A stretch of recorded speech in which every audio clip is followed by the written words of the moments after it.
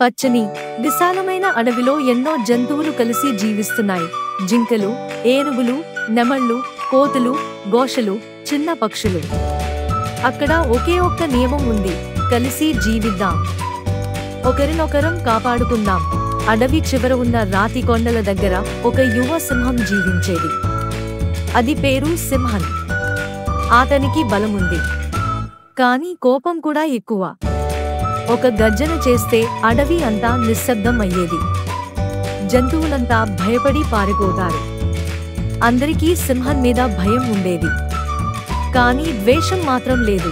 ఎందుకంటే అతని మనసులో ఎక్కడో ఒక మంచి మనసు ఉందని తెలుసు. ఒకరోజు మధ్యాహ్నం సింహన్ నది వద్ద నీళ్లు తాగటానికి వచ్చాడు. అక్కడ జింకల గుంపు భయంతో నిల్చుని ఉంది. సింహన్ గర్జించాడు, దూరం వెళ్ళండి, ఈ నది నాది. జింకలు భయంతో పరుగులు తీశాయి. అది చూసిన ఒక వృద్ధ తాబేలు చెప్పింది, సింహన్, బలం అంటే భయపెట్టటానికి కాదు, కాపాడటానికి. సింహన్ నవ్వుతూ అన్నాడు, ఒక నెమ్మదిన తాబేలు నాకు ఏం నేర్పుతుంది?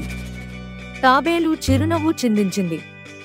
ఆ రోజు సింహన్ గర్జన అడవి అంతా మార్మోగింది. కాని అడవి మాత్రం నిశ్శబ్దంగా ఉంది. ఎవ్వరూ సంతోషంగా లేరు. సింహన్ కి బలం ఉన్నా ఒంటరితనం కూడా ఉంది. ఒక రాత్రి భారీ తుఫాను వచ్చింది. చెట్లు విరిగిపోయాయి, ఖర్గోశల ఇళ్లు కూలిపోయాయి, పక్షుల గూళ్ళు నేలపై పడిపోయాయి.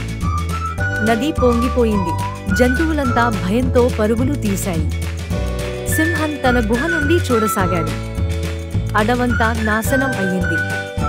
అతడు బయటికి వచ్చాడు.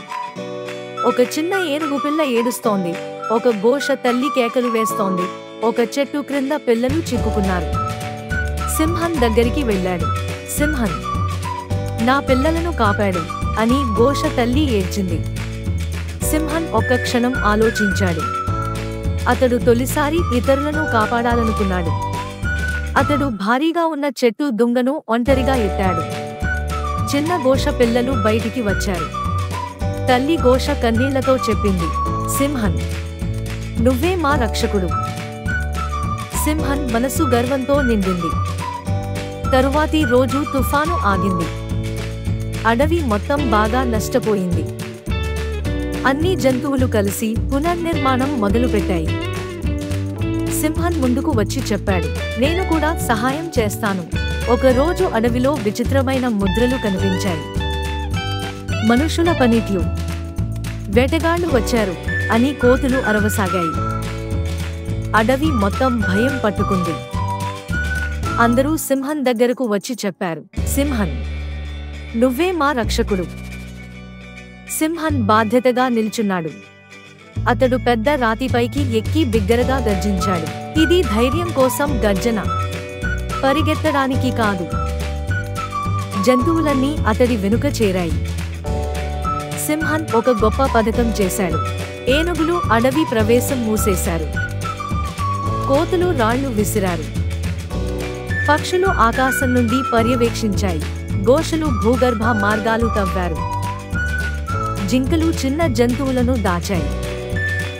సింహన్ ముందు నిలబడి అడవిని కాపాడాడు. వేటగాళ్లు వచ్చి జంతువుల ఏకతను చూసి భయపడి పారిపోయారు. అడవి మళ్లీ సురక్షితమైంది. అడవి జంతువులు ఒక పెద్ద ఉత్సవం నిర్వహించాయి. సింహన్ నిశ్శబ్దంగా వెనుక కూర్చున్నాడు. వృద్ధ తాబేలు అతడిని ముందుకు తెచ్చి ప్రకటించాడు, సింహన్, నువ్వు మా సింహం మాత్రమే కాదు, ఈ అడవికి కాపాడే నాయకుడు. అన్ని జంతువులు హర్షధ్వానాలు చేశాయి. పక్షులు అతడి చుట్టూ నర్తించాయి. జింకలు అతడి ముందు వంగాయి. చిన్న గోష పిల్లలు అతడి వీపుపై ఎక్కారు. సింహన్ కన్నీళ్లు పెట్టుకున్నాడు. అతడు నెమ్మదిగా అన్నాడు, భయపడించడం శక్తి కాదు, కాపాడడం శక్తి. కథలోని నీతి. నాయకుడు అంటే ఆదేశాలు ఇచ్చేవాడు కాదు. నాయకుడు అంటే అందరినీ కాపాడేవాడు. శక్తిని భయపెట్టడానికి కాకుండా రక్షణ కోసం ఉపయోగించాలి. దయ గెలిపిస్తుంది, భయం కాదు. ఒకటిగా ఉంటే ఏ ప్రమాదాన్నైనా ఎదుర్కోగలం. నాయకత్వం అంటే సేవ, కాదు అహంకారం. మనసు మంచిగా ఉంటే శక్తి విలువ పెరుగుతుంది.